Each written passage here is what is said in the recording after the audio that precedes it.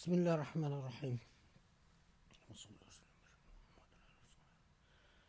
Yeah, there was a reminder that I apparently um, skipped over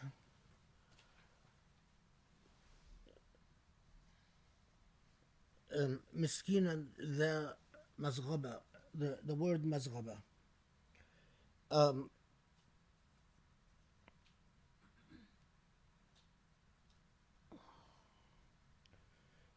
Miskeen, of course, is a general term for someone who is poor.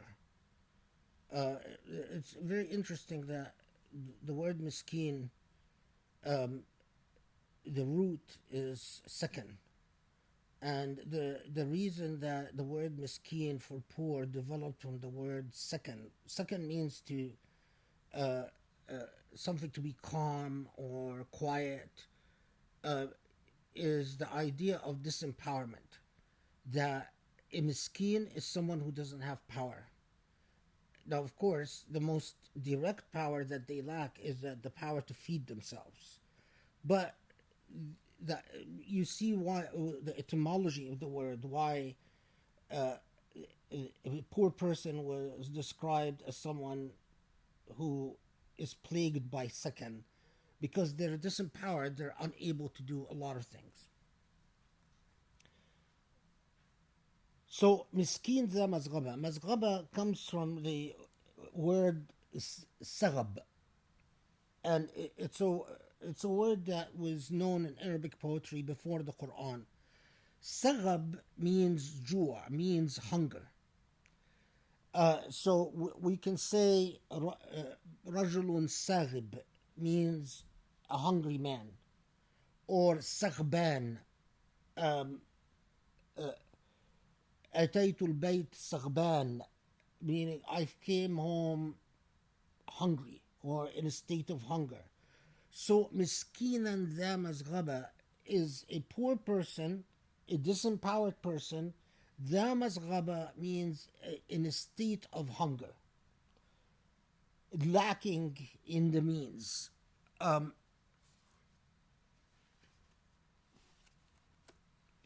I'm just looking at the translation, so see if um, yeah, the translation is to feed at a time of hunger, an orphan or a poor person in distress. I mean, distress could pass as a translation. It comes from the word sagab, which is jua, hunger.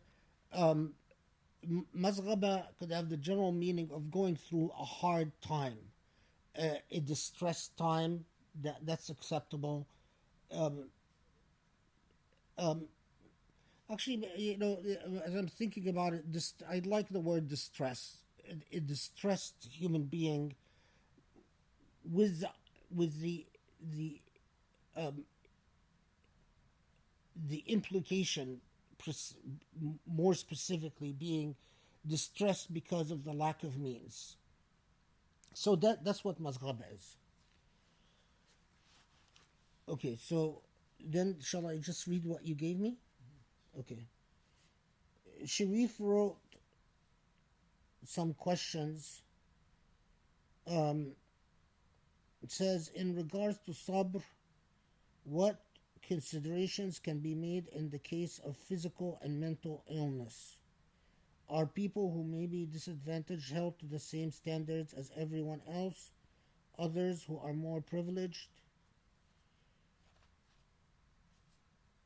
Well, first, no. Remember, underscore that Allah is the just, and justice cannot, unlike the typical image of justice with the blind woman holding a scale, justice cannot be blind. Justice does not mean that all people are treated equally, given the same so-called opportunities. Um, Justice has to be specific to the circumstances of a human being. and the situation. So what Allah expects from a human being is in direct proportion to what Allah has given a human being. A human being that suffers from, let's say, a bipolar condition,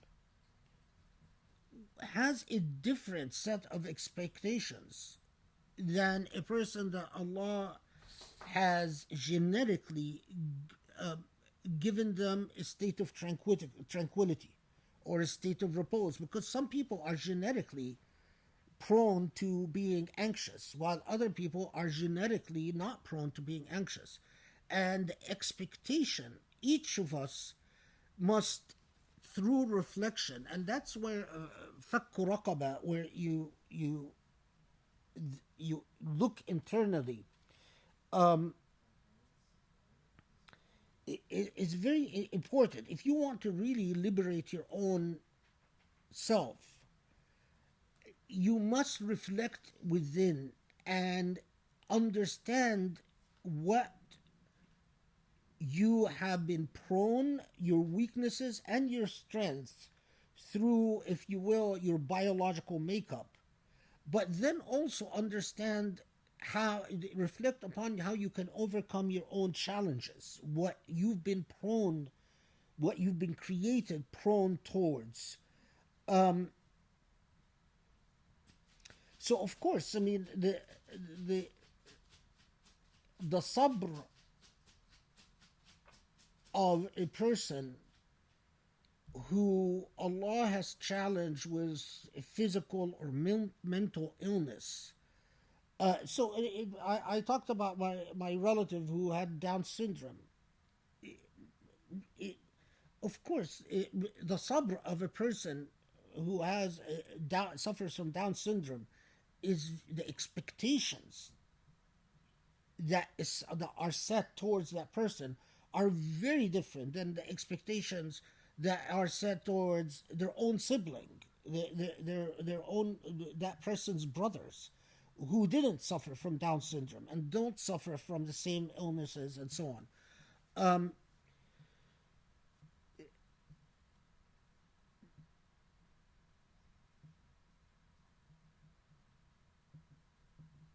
Understanding your body, understanding your intellect, understanding your own psychology, understanding your own upbringing and your own experiences that have formed you is a core part of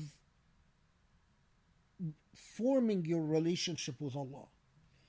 Um, no, the people are not held to the same standard. People are held to a standard in direct proportion to what Allah has given them, and expectations set for each person are in direct proportion to what Allah has given them.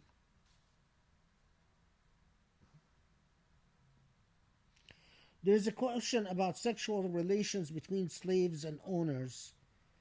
That's a very big matter that I want to postpone till the khutbah that I'm preparing about slavery, because there's a lot of confusion about this. Um,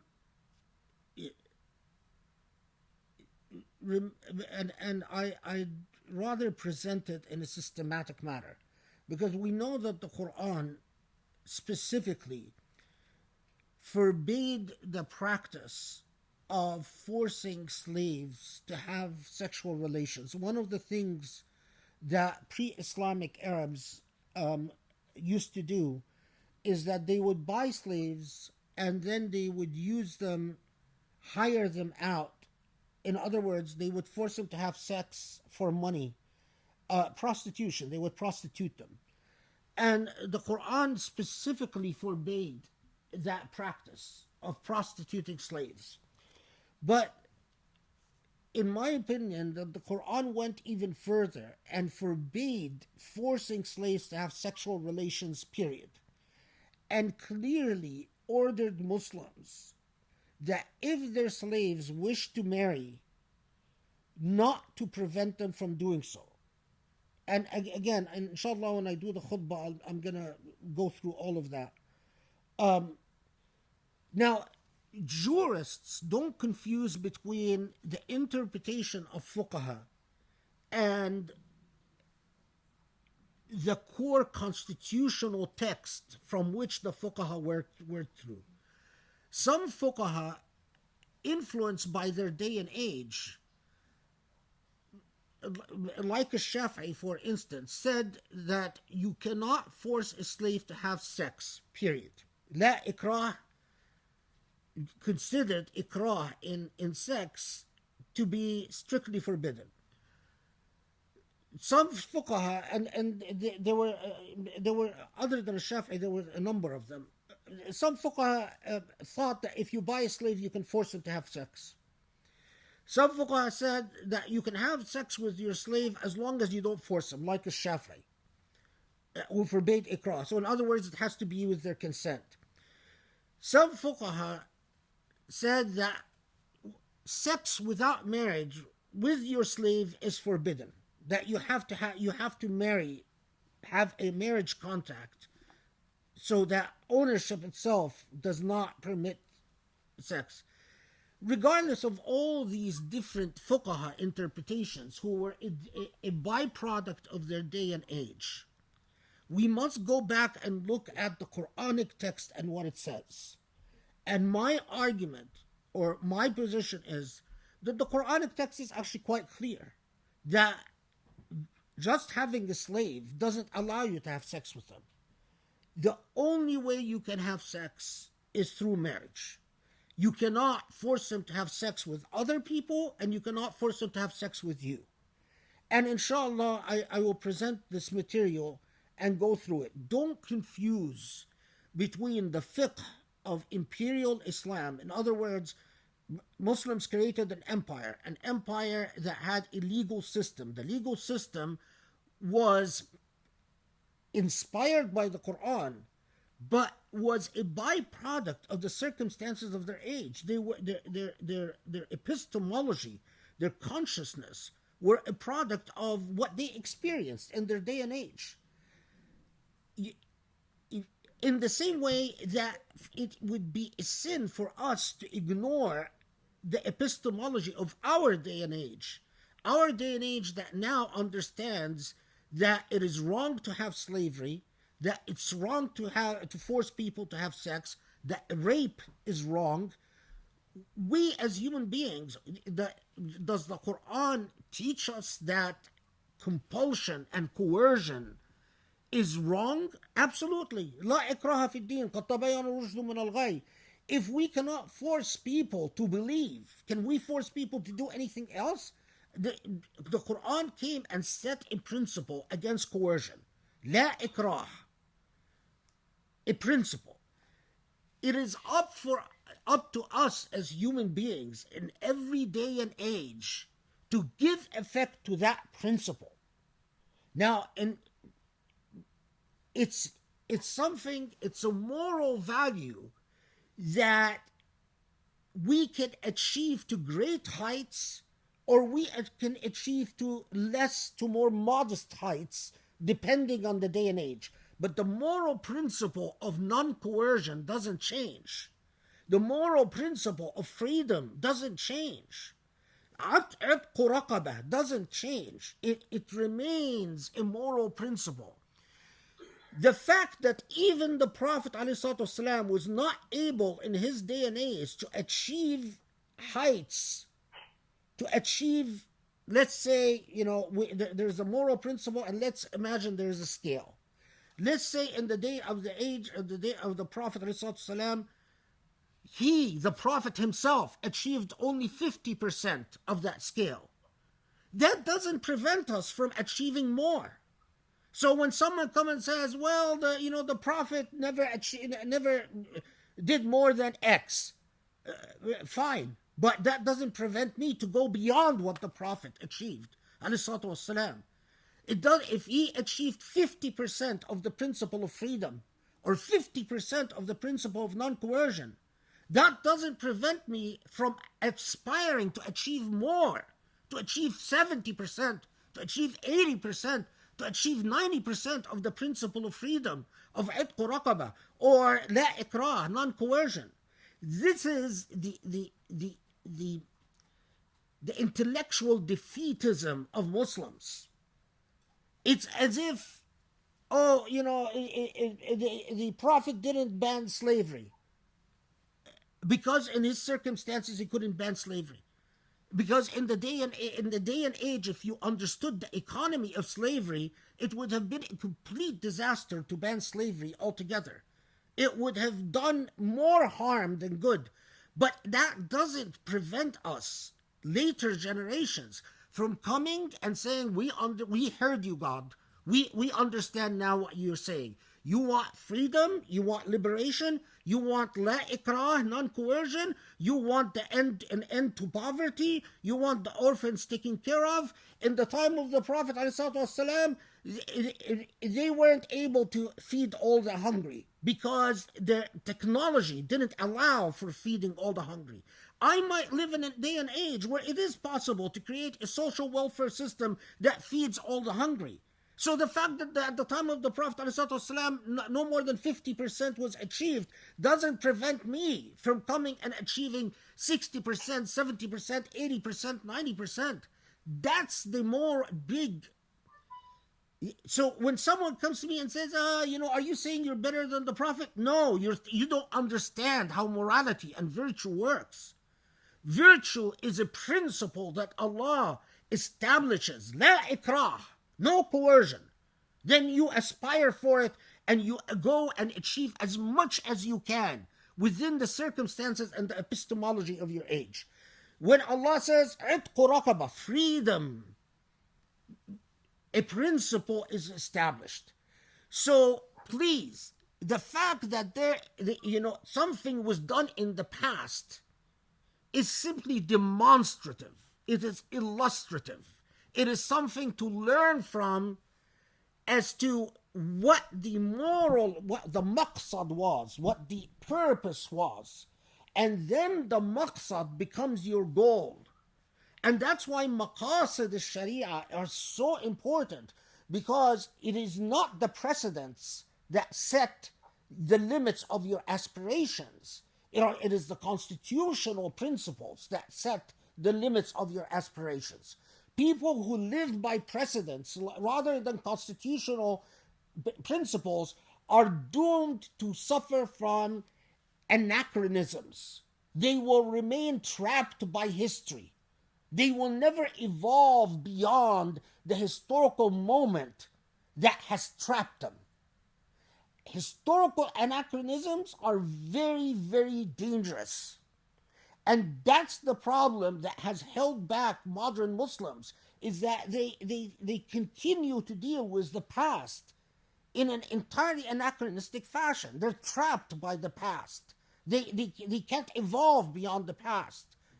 They must understand what constitutional principles are and live an aspirational life that aspires to achieve as much of the constitutional principle as possible.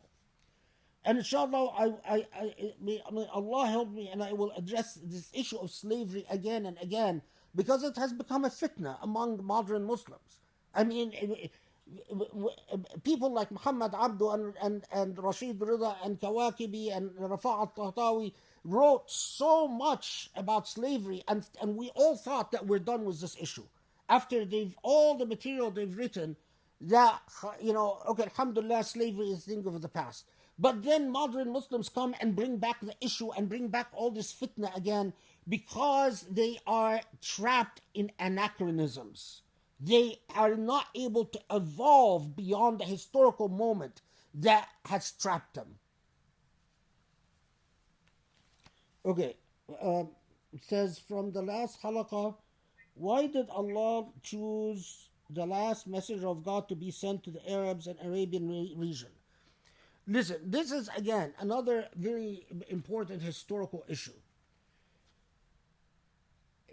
First, we must understand that there is a logic to prophecy, in that prophets came from the progeny of the prophet. Most of the prophets came from the progeny of the prophet Ibrahim alayhi salatu wasalam. Why? That's something that belongs to sacred space and sacred time. Why the progeny of the Prophet Ibrahim alayhi I don't know. Now, were there prophets that did not come from the progeny of the Prophet Ibrahim alayhi? Yes, they were, but we don't know a lot about them. So do we know a lot about the Prophet Saleh? We don't. Do we know a lot about the Prophet Idris? No, we don't. But the most important prophets were the ones that came from the progeny of the Prophet Ibrahim alayhi. The Prophet Ibrahim and his progeny were in this area of the Middle East.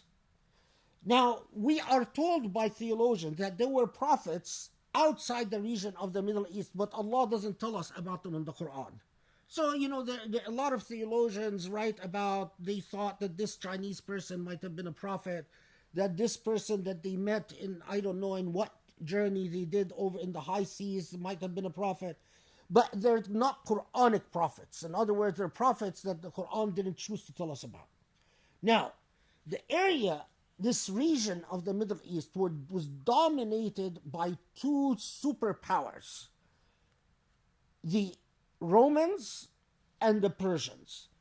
And both superpowers were imperial in nature and remarkably despotic. Free people, the type of freedom that valued virtues of honor and dignity, karama and iba and sacrifice, had especially among the Arab tribes that owed allegiance either to the Persians or to the Romans, had long evaporated, where the tribes that were under the dominion of the Persians and under the Romans have become Romanized and Persianized. Not only did they pay a regular diya, they paid a regular patronage and taxes to the superpower that they owed allegiance to, but they owed a duty of obedience and supremacy to these superpowers. Interestingly, in this area of Mecca and Quraysh, there were several attempts by prominent Qurayshis to establish themselves as a king, as royalty over Mecca. In fact, there were several attempts from individuals, the names now escape me, people who went and they traveled to Byzantium and made an agreement with the Roman emperor to back up their bid to declare themselves a king in Mecca and a king among the Arabs. And every time there was such an attempt for someone to declare himself as a king backed up by the Romans or backed up by the Persians, it failed. And it failed because the Arabs refused to accept a king over them. The values of independence and freedom were so strong that they rebelled against every king, and they rebelled against Persian dominion and against Byzantium and Roman dominion. And you can, and we can talk about this, inshallah. In fact, I can talk about this in khutbahs and tell you stories about the pre-Islamic Arabs and the attempts by. So there were really sort of this oasis of people that still had the virtues and values of freedom and the values of iba and ikha and sacrifice and honor and in natural innate values.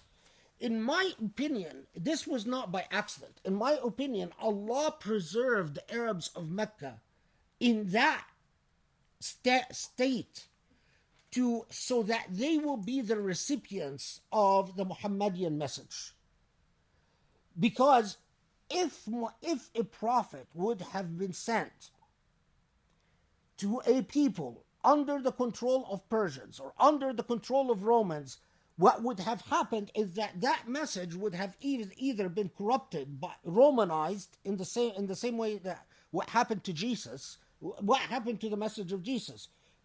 Jesus came with Tawheed, but then his followers, starting with Paul, it was co-opted by the Roman Empire, and Roman mythology created the Trinity. Similarly, if a prophet would have come among the areas that were controlled by the Persian Empire, it would have become Persianized. It would have become full of the mythology of the ancients about various gods that battle it out, and the God of good and the God of evil, and so on. The only place in the Middle East, in the progeny of Ibrahim, alayhi salam, that could have been a recipient of a message that would not become corrupted by the superpowers of the age and not become co-opted by the superpowers of the age was in fact that area. The other thing that one should flag is all prior prophets relied on kharq al-'ada. All other prophets relied on breaking the laws of causation through miracles. They would perform miracles, people would witness the miracles, people would believe in them. That's not going to work for the last prophet, because a miracle is only compelling for those who see it. Anyone that comes and tells me about a miracle a generation later, it doesn't really, I have to believe that person in order to surrender my belief, surrender my autonomy, and have iman in that person who witnessed a miracle. So then a person tells a person that there was such a miracle. So those who saw the parting of the Red Sea, it must have been profound for them. Those who saw the raising of the dead, it must have been profound for them. But that's not going to work for the last prophet. Because for the last prophet, the text itself has to become the living prophet. The Quran, the revelation. Not the man, not the miracle performer. In order for that to happen, there had to be a linguistic miracle. Who among the people of the age relied solely on language and linguistics as their source of power and source of identity? It was the Arabs and their poetry. So when the Quran comes and challenges these people and creates a miraculous text among those people of poetry, then it is the living and continuing and endless and perpetual miracle. If the Quran was revealed in Persian, it would have been co-opted by the Persian Empire and became a Persian thing, not a universal thing. And Persians had writing. And Persians did not base their identity on Persian poetry. That came later. That came much later, after Islam. Romans similarly didn't base their identity on Roman poetry. The pre-Christian Greeks prided themselves on their poetry, but after the Christianization of the Latins, the Latin Empire, after its Christianization, poetry and language lost its role. Language became something for law and tax collections. What remained a society of a linguistic society, that an oral society that could be challenged by the Quran, and that Allah could prove the miracle of language and composition, was particularly appropriate for Arabs. And in my opinion, I have not seen where it could have been appropriate elsewhere. So there are many reasons, but we can learn a great deal from the fact that it was revealed to Arabs. the values of freedom, the values of innate honor, which the Arabs had a still retained the innate and natural values of honor and dignity, which have long been lost by those who were owed allegiance to the Romans and owed allegiance to the Persians. So part of our theology is to study what values the natural Arabs had that the Quran affirmed and preserved, and what values the Quran abrogated and reformed. That is part of reclaiming our identity and reclaiming who we are as Muslims. So when we, for instance, see that the way that these Arabs honored the dignity of women and thought that if a man strikes a woman, they would be shamed for generations. If you struck a woman, your children and your grandchildren and your grandchildren and your grandchildren, yu'ayyaru biha, for generations, they would be shamed because one of your grandparents struck a woman. And then we come and we see that the Prophet ﷺ affirms that and tells men, the worst of you are those who strike women. Doesn't that teach us something? Isn't that something we need to reclaim? You know, when I was a child, I was once in Tonta, and I saw a man in the street beating his wife senseless, and no one intervened to stop him. And I kept thinking to myself, how un-Islamic, the fact that no one intervened to stop him. And I was a child, and I actually tried to intervene, and I got beaten up. But, I mean, the guy left his wife and started beating on me. But, you know, that's... So the issue of why the Arabs... there's a lot from it that we can learn and a lot that we can benefit from. And we cannot turn it into asabiyya. It's not because of their blood. It is not because of their tribes. It is not because of something that is racist. There was I forgot which sheikh, there was one of these Saudi sheikhs these days on Saudi TV, and he said, oh, in Islam, it's Arabs first. No, that's not what the Prophet taught. The Prophet didn't teach Arabs first. The Prophet taught you are all equal.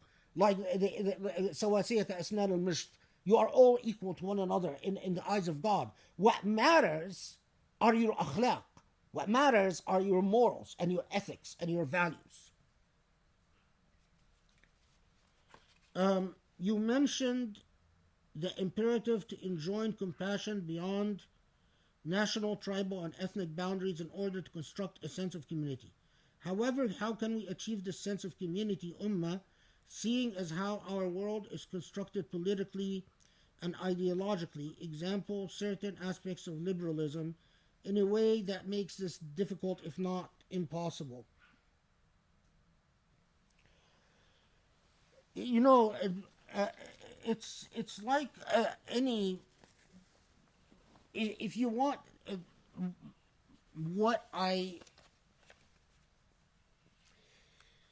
people find themselves in historical moments that are beyond the individual. Like, imagine a young person born in the midst of the Mongol invasion in Baghdad or in Damascus, where the Mongols had hegemonic power for a long time. That individual has to shape their response in light of the fitan, in light of the difficulties that confront their day and age. Ironically, you want an example of that? Ironically, the example you can find in people like Ibn Taymiyyah and Ibn al-Qayyim, or like al-Baghdadi, or people who found themselves in very difficult political circumstance with impious rulers who were nominally Muslim, because whether the Tatar converted to Islam, I mean, someone like Timur Lenk, I mean, in what sense was he Muslim? He wasn't. I mean, he was officially Muslim, formally Muslim. Now, you notice that the first thing they do, what did the Mongol invasion and the Mongol presence in Baghdad and in Sham result in? Well, it resulted in Muslim scholars excelling in the sciences, because you had people like Najmuddin al-Tusi who focused exclusively on sciences, discovering God in the heavens. So his astronomy and his work on also his work on astrology, but that's not that relevant, but his work on astronomy. And it led to a resurgence in Sufism. Where did that resurgence come from? That resurgence came from the fact that when people confronted these very difficult circumstances, they focused on cleansing the self and cleansing those around them and forming Sufi bonds that were locally based. Eventually, the Sufi tariqas became so powerful that they far transcended localities, but their genesis were local. Their beginnings were local. If you look at the circumstances of even someone like Rumi, or people who confronted deep alienations within their political and their social circumstance, if you despair, in other words, if you say there's no point, and you forego the moral principle, then you failed in the challenge of sabr. What do? You continue to affirm the moral principle and work within the space available to you. If you can create a bond of ummah with family members, do so. If you can create a bond of ummah within your local mosque, do so. If you can create a bond of ummah within the Usuli space, the Usuli Institute and its space, do so. Leave the results to Allah, but create the Islamic space within what is available to you. So take someone like me. So many academics, they've looked at our present circumstance, and they've become extremely jaded about the entire concept of ummah. So many of my fellow academics became so jaded that they wrote books to deconstruct the idea of ummah. Not me.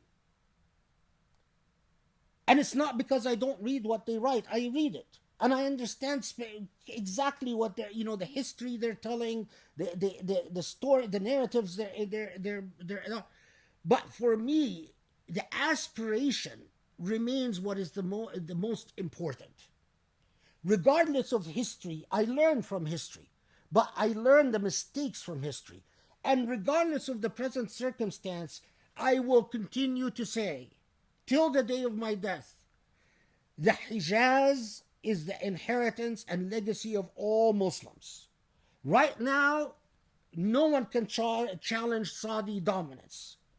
If anyone tries to turn the Hijaz into the legacy of all Muslims, probably they will have to fight the United States, not the Saudis.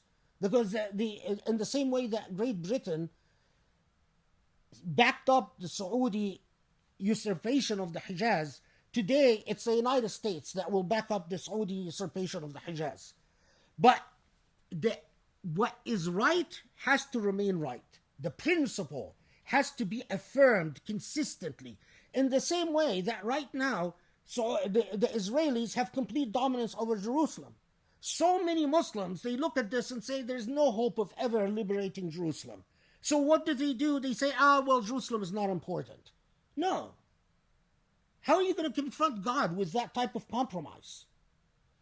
What remains important is to affirm the principle. Leave the results to Allah. You worry about affirming the principle. Regardless, you don't know what tomorrow will bring. You don't know. This is Allah yu'ti al-mulka man yasha wa yu'izzu man yasha wa yuzillu man yasha. It's Allah that controls who's supreme, who's in power, who's not in power, who's in control. Leave that to Allah. You affirm the principle. That is your role. To be clear-headed, to understand what's wrong and right, to understand the path, the straight path from the crooked path, and to affirm the straight path regardless of the consequences. And you leave it up to Allah to do in this world whatever Allah wants. Your role is to affirm what is right. Usurping Allah's role by saying, well, there's no hope, there's no point. That's ta'addi ala Allah, ta'alluh ala Allah. That's usurping Allah's role. You affirm the principle.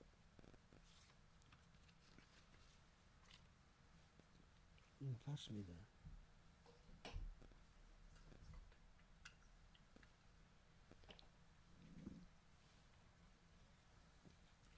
Given the pandemic, people are worried about fasting during Ramadan if it affects their immune system.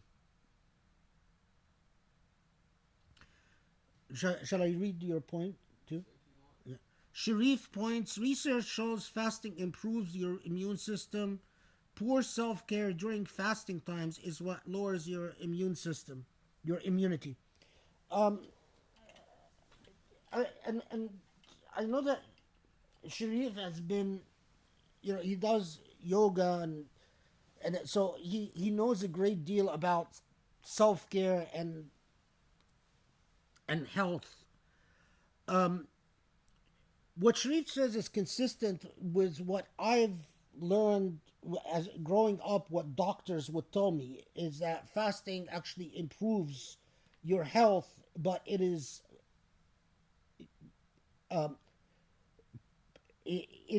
not fasting in the wrong way, like for instance gorging yourself when it's you break fast, or not consuming enough liquids,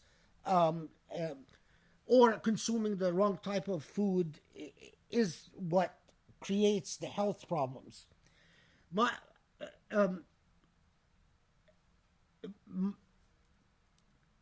I don't believe that fasting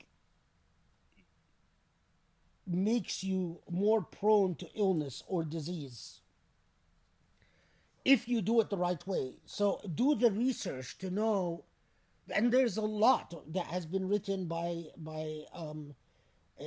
in Muslim sites about how you take care of yourself during fasting and keep up your immunity system and in fact improve your health through fasting. So do the research and fast in the right way. I will say this though, as a matter of law, the experts on this are medical experts, so you have to defer to medical experts, to people who are medical experts. However, because objectivity is impossible among human beings, I always advise people consult a Muslim doctor who does not have biases against fasting. Because in my experience, when you talk to doctors who have not experienced a day of hunger in their life, you do not, their biases, their subjectivities invade their advice. And so what you get is not real medical advice, but you get personal advice. And I'm not saying this to people who are healthy and people. I'm saying this to people who have medical issues, people who have medical problems. If you're ill, if you're sick, if you take medicine, talk to a trustworthy Muslim doctor and say, here are the medicines I take, here's my medical problems, can I fast? What would you advise? To clear your conscience before God. A good Muslim doctor will not advise you not to fast unless they can defend this advice before God in the hereafter. I mean, I'm always very reluctant to step in a field in which I am not an expert, and I'm not an expert in health. Allah knows that I'm not very good at taking care of my own self. I'm a very poor example of a person who takes care of himself. And I don't want to be a hypocrite. So I can't advise people to do something that, I have to issue the disclaimers that I'm not a good example and I'm a very poor example. But I am very reluctant to tell people, oh, it's okay not to fast, because everything that I've read tells me that fasting doesn't compromise your immunity system. If anything, it helps your health.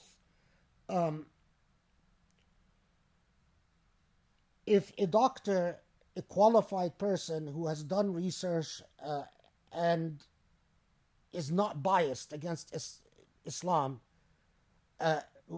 wants to take issue with that, please write me. Please challenge me, because I don't want to أفتي فيما لا أعلم. I don't want to issue fatwas on something that I don't know. But my initial reaction is that fasting wouldn't compromise your immunity system. If anything, it would, if you do it properly. If you do not do it the way I do it, because I don't take care of my health. Your immunity system, inshallah, will not be compromised at all. The pandemic is discussed by Muslim scholars since as early as the 8th century. Can you talk about what they said? Yeah, I mean, there have been numerous pandemics that have been experienced by Muslims through the ages.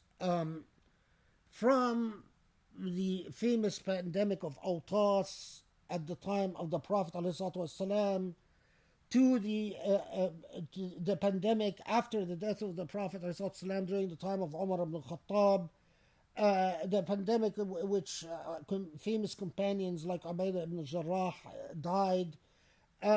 I believe even there was the pandemic of Medina was responsible for the death of the Prophet's daughter, Ruqayya. So Muslim scholars have experienced pandemics throughout Islamic history. And what the following from the Sunnah of the Prophet ﷺ, what they always emphasize is your obligation to worry about the well-being of others. So that is why you don't. If there is a pandemic in a place, you don't enter and you don't leave. And they talk about length, about this thing about don't leave, because your natural reaction is that you want to run away. But they tell you the Prophet taught, ﷺ, that you have to think of others. You cannot just simply say, I want to escape regardless of the consequences, regardless of whether I spread the contagion or not. A Muslim cannot live that way. A Muslim lives by principle. And the principle is, I have to worry about spreading the contagion. And if it means that I sacrifice myself in the process, then my reward is with Allah. And that's the difference between a Muslim and a non-Muslim. A Muslim doesn't just think about this world, but thinks about the hereafter and the consequences in the hereafter. And if you spread a contagion, if you infect others through your negligence, leave alone your willfulness, you will be held responsible. Allah will come in the hereafter and say, Why did you run out? You knew that there was a pandemic in this city or in this county, and you ran away, and as a result you infected this person and this person and this person. You What do you say for yourself? Think of that. So one is that they talk about length, about especially, you have family in a place, and yet what the Prophet ﷺ said is that you don't enter. And they talk about the sacrifice that you make in not entering a place that is quarantined because of a contagion. They also talk about length. I'm leaving alone the herbal side because I haven't read. There are long discourses that you find in Kutub al-A'shab about what herbs boost up your immunity system. What do you take? What do you eat? And I find it remarkable that before Muslim scholars really knew much about immunity systems, they would always say, well, this herb and that herb, and mixing honey with this and mixing this with that and mixing this with that and eating it will allow you to stay healthy and fight off any infection or fight off disease. Which is fascinating. I mean, although I'm not an expert in any of that material, but there are long discourses and many texts written about that. Some modern Muslims have started becoming interested in these texts and reading them and trying to, and I'm no expert as to what works and what doesn't work and so on. There also, a lot of Muslims think that closing mosques is unprecedented or suspending Jum'ah is unprecedented, and that's not true.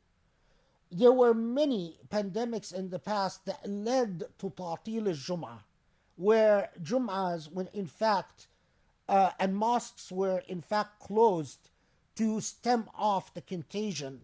And that has happened in Islamic history in many occasions, and there are many precedents that even if you read Tarikh Ibn Kathir, even if you just read the history of Ibn Kathir, you'll find that he mentions a lot of the mosque closures and a lot of the Jum'ahs that were suspended because of various contagions that were going around. I find that it is fascinating that we live in a day and age that Allah has given us these modern means of communication, that perhaps we can preserve Jum'ahs, and especially in non-Muslim countries.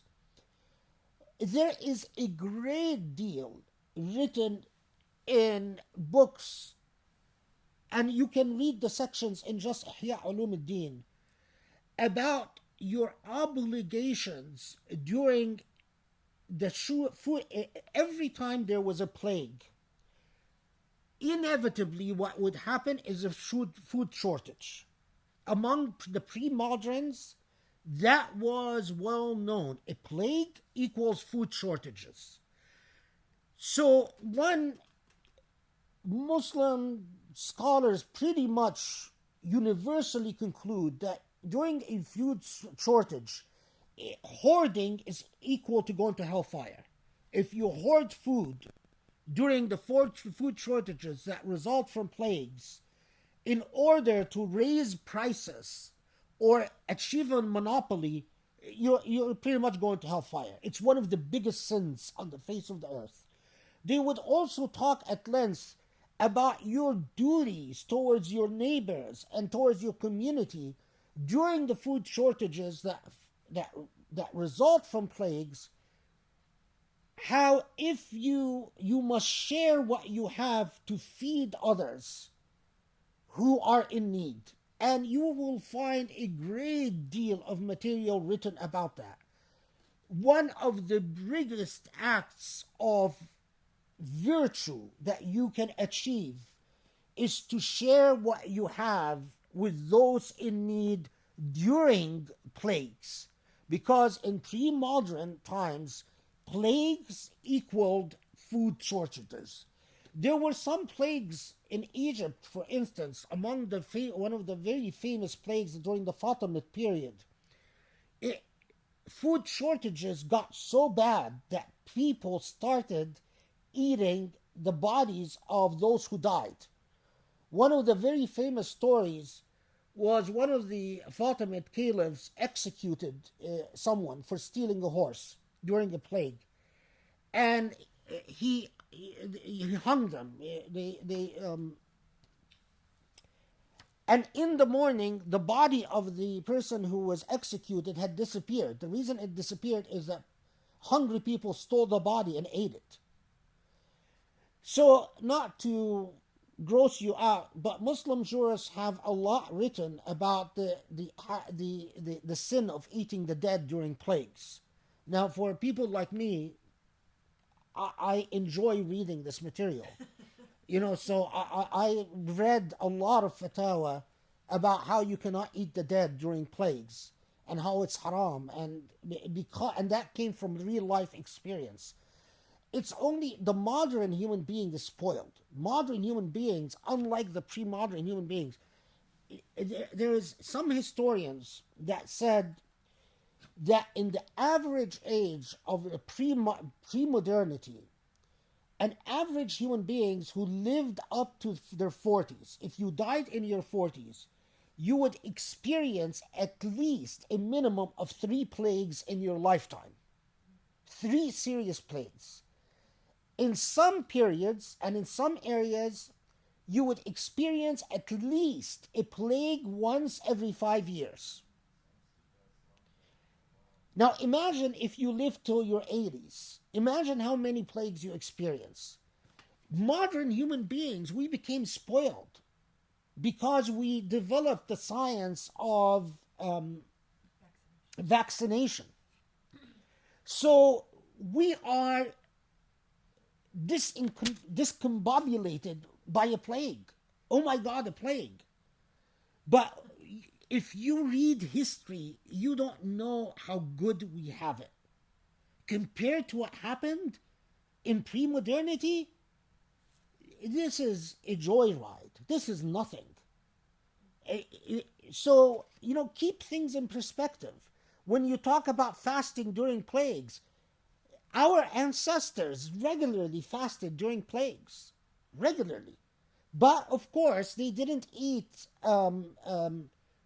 food, processed food, and they didn't eat, the type of garbage that we eat. They ate things that actually help their immunity system. So that's the trick. If you're worried about your fasting, build up your immunity. If this was more,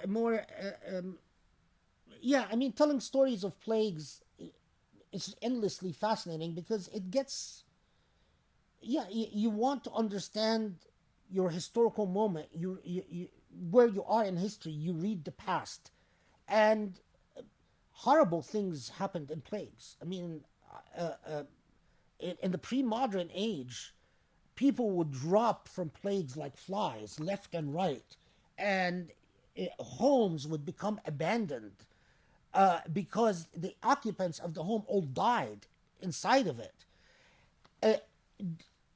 Some of the plagues that struck Cairo, for instance, and Damascus, the plagues would be so bad that the law schools, they would turn the market. Every law school had a marketplace attached to it, where students would buy their books and their groceries and their ink and their pens and so on. And these marketplaces would be turned to mortuaries during plague time, because people would die, so many would die that they would stack up the bodies in these, what used to be the marketplaces, and the descriptions of how high the bodies would be stacked up before burial is just horrific. But it puts things in perspective. We're spoiled. Modern human beings are spoiled. They hold on to life as if there is no afterlife. And that's where you find that your iman is not perhaps as strong as it should be. Because if you truly believed in an afterlife, you then have things in perspective. Okay, can you talk about cremation and washing the bodies of the dead during the pandemic? Yeah.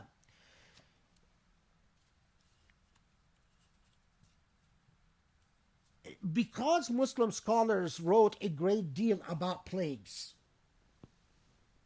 what a lot of modern Muslims, because a lot of modern Muslims, and especially in the West, um, they don't realize that there was an entire procedure set out for how you wash bodies of possibly infected human beings. In the old times, what they would do, there would be a concoction of herbs that they believed would help keep contagions away. They would tie it in a sack and tie it in front of their mouth and nose, and then they would wrap a cloth around their mouth and nose, and then they would perform the washing without the touching of the body. So they would pour the water from a certain height as they recite certain prayers over the body, and then people who were specialized in carrying the body and burying it would step in. So there was someone specialized in washing without touching the body, and then there were people that would be specialized in handling the body of people who had died during the plague.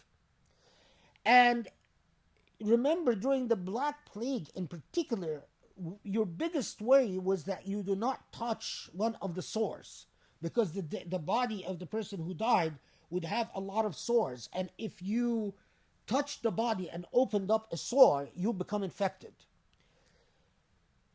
So, and with an exception of very few scholars, the vast majority of Muslim scholars said cremation is not allowed. You should not cremate a body. Interestingly, I don't know, again, I need people who know something about science to give me feedback on that. Some people I've read said that when you burn a body, you actually help spread the disease, because the ashes rise in the air, and that they say that when some non-Muslims in areas that were Hindus, Muslims and Hindus mixed, burned bodies, that it actually made the plague worse. Again, I can't vouch for the science, but I'm just reporting what I've read. But Muslim jurists were nearly universally, against cremation, but with proper procedure for burial. So if a Muslim wanted to do a great act of hasana, do something really good, they would, as a Muslim mortuary, adopt the proper procedures for handling the bodies of those deceased from a plague. In other words, in our modern day and age, wear the entire insulating outfit, the outfit that insulates you and protects you, and help wash the bodies of the dead, of Muslim dead, and help bury them. I looked into it briefly, and what I understand, even those who die of the plague, actually the state has guidelines for how to properly handle the body of someone who died from a plague, and bury that body safely. So in California has guidelines that are pretty strict. So, and these guidelines are all consistent, except for the washing part, consistent with how you would handle an Islamic burial under plague circumstances. So, in countries where the state is corrupt, or the guidelines and regulations are very loose, as in a lot of Muslim countries, I can understand why they would be worried about the way they would bury bodies. But in places like California, I don't see that as what is a concern is how to properly wash the body while fully protecting the person doing the washing, consistent with Islamic rules. And the way you do it is you wash the body without, in fact, touching it.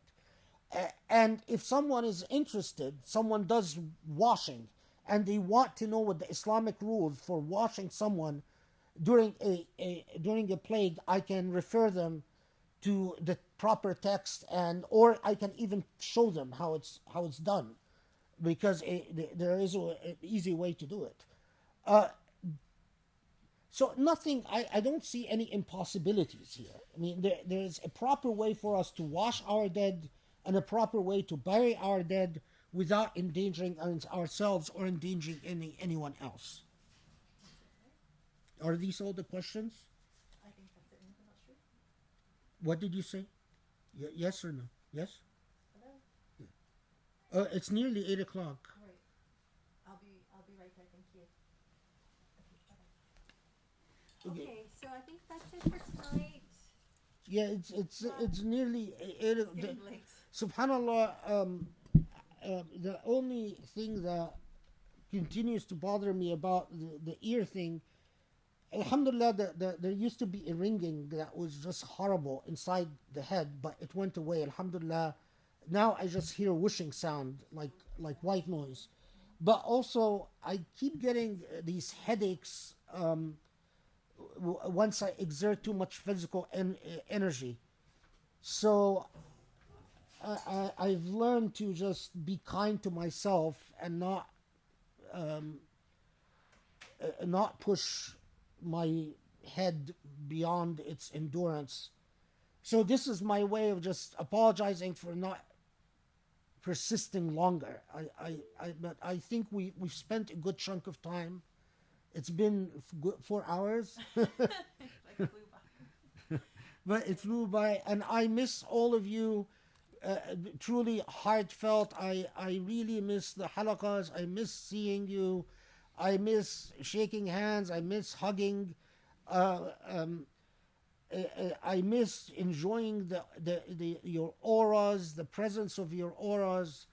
Just taking in your auras is something that is very uplifting, and that has been the on the positive side is all this isolation has given me time to worship, alhamdulillah, and spend more time in